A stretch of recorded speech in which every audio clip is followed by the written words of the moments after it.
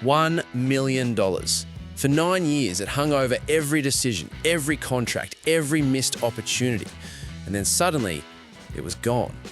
G'day Swans fans, if you love this club like I do, hit that subscribe button because what I'm about to tell you explains everything about where we are right now. September 2024. The Swans stand on the MCG, 60 points on the board, 4 points short of glory. Grand final runners-up. Heartbreak? Yes, but here's what nobody's talking about. This team, Heaney, Warner, Golden, they got us there on less money combined than one man used to earn. Lance Franklin's shadow finally lifted, and 12 months later, we're playing in grand finals again. The numbers don't lie. Buddy's retirement cleared roughly $1 million annually from the books. That same year, 3 young guns emerged as genuine superstars, earning a fraction of what the icon cost. Coincidence? Not even close. But to understand how we got here, we need to go back to the moment that changed everything. October 2013. The footy world stops breathing. Lance Franklin, Buddy, the game's most electric forward, walks away from Hawthorn's three-peat dynasty. The destination? Sydney. The price? 9 years, $10 million, the richest contract in AFL history. Think about that for a second. 9 years. At the time, no one had ever seen anything like it. The Swans bet everything on a 26-year-old superstar delivering multiple flags. They backed themselves to build a premiership around one transcendent talent. And for a while, it worked. Sort of. Buddy kicked 564 goals across 194 games in red and white. That's elite production by any measure. The crowd would roar every time he marked the ball. Kids wore number 23 Guernseys. He was box office, no question. But behind closed doors, the reality was different. Every contract negotiation started with the same conversation. We've got Buddy on the books. Every recruitment meeting hit the same wall. We can't afford that player. Buddy's taking up the space. Every list manager's decision revolved around one unavoidable truth. 7 to 8% of the salary cap belonged to a single player. The cost of living allowance helped. Sydney got an extra $300,000 annually to offset higher rent and living costs. But even with COLA, Franklin consumed everything. There was no room to manoeuvre, no flexibility to pounce on opportunities, no way to build the depth that wins premierships. Look at Collingwood's 2023 flag, 20-plus players earning between $400 and $800 grand. Spread the wealth, build the depth, trust the system. That's how you win it all. Sydney's model, different. One massive contract at the top, then scramble to fill the gaps underneath. And here's the thing no one wants to say out loud. The Buddy era delivered one grand final appearance in 2022. One. After 9 years and $10 million, we got one shot at glory and it ended in a loss to Geelong. 0 flags. September 2023.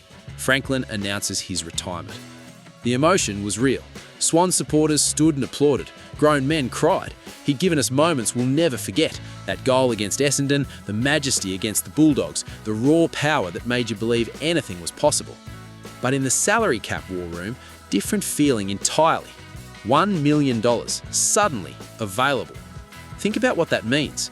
That's not just money, that's freedom, that's options. That's the ability to finally say yes instead of always saying we can't afford it. And here's where the Swans made the move that changed everything.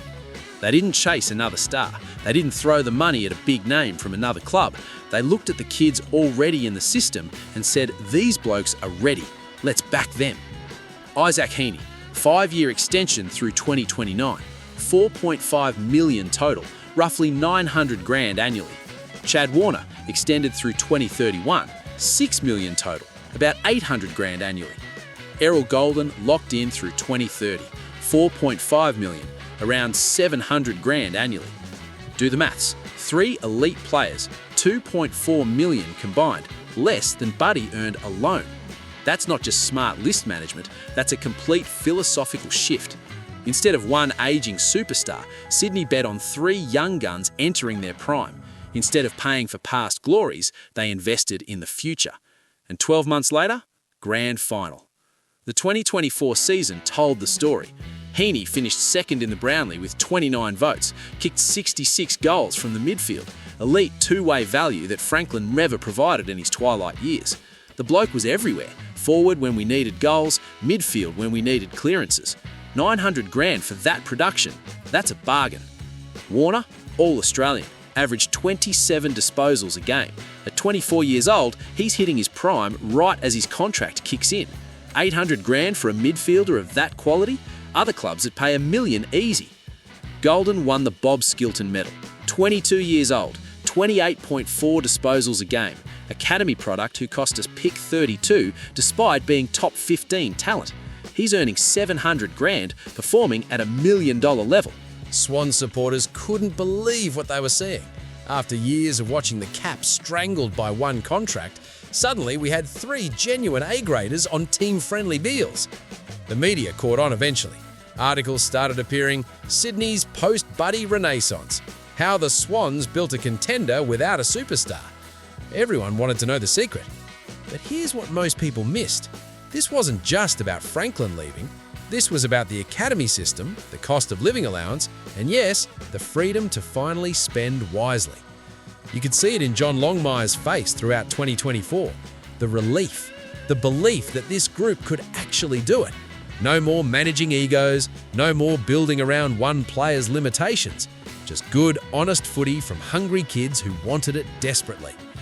September 28th, 2024, grand final day. 60 points to Brisbane's 64. The loss hurt like hell. But we got there. 1 season removed from Buddy's retirement, and we're playing in the biggest game of all. That's not coincidence, that's consequence. Here's the uncomfortable truth that Swans fans need to hear. The Franklin contract, as spectacular as Buddy was, held us back. Not because Lance wasn't worth it as a player, he was brilliant, but because no single player in the modern game is worth that percentage of the cap, not in an era where depth wins premierships. Compare it to Hawthorn's dynasty. They had Franklin in their first 3 flags, then let him walk.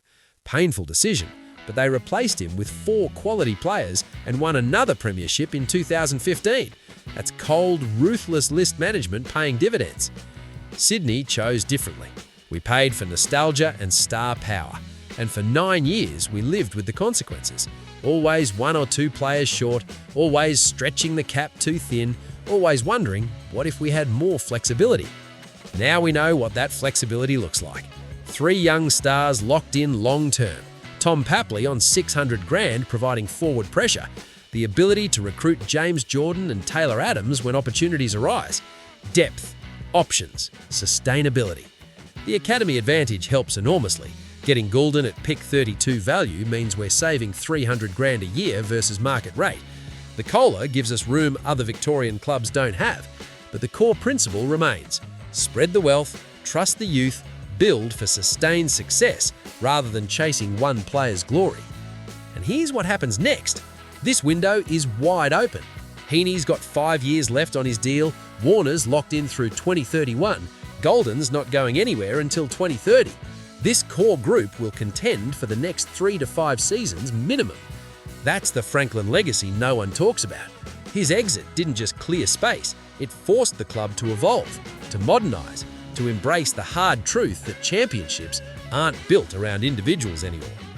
$1 million bought us Lance Franklin's brilliance for 9 years, but it cost us flexibility, depth, and maybe, just maybe, a premiership or 2 we'll never know about. Now that money's building something different, something sustainable. 3 young guns hungry for glory, a list with genuine depth, a window that's wide open and staying open for years. At the end of the day, this is what being a Swans fan is all about. The hard decisions, the painful goodbyes, the faith that the kids coming through will be special. We watched Buddy's shadow lift and we found out what was underneath. Turns out, it's pretty bloody good. Let me know in the comments, was the Franklin contract worth it for what he gave us, or did it cost us more than we realised? Hit like if you're backing this young group to go one better in 2025, and I'll see you in the next one.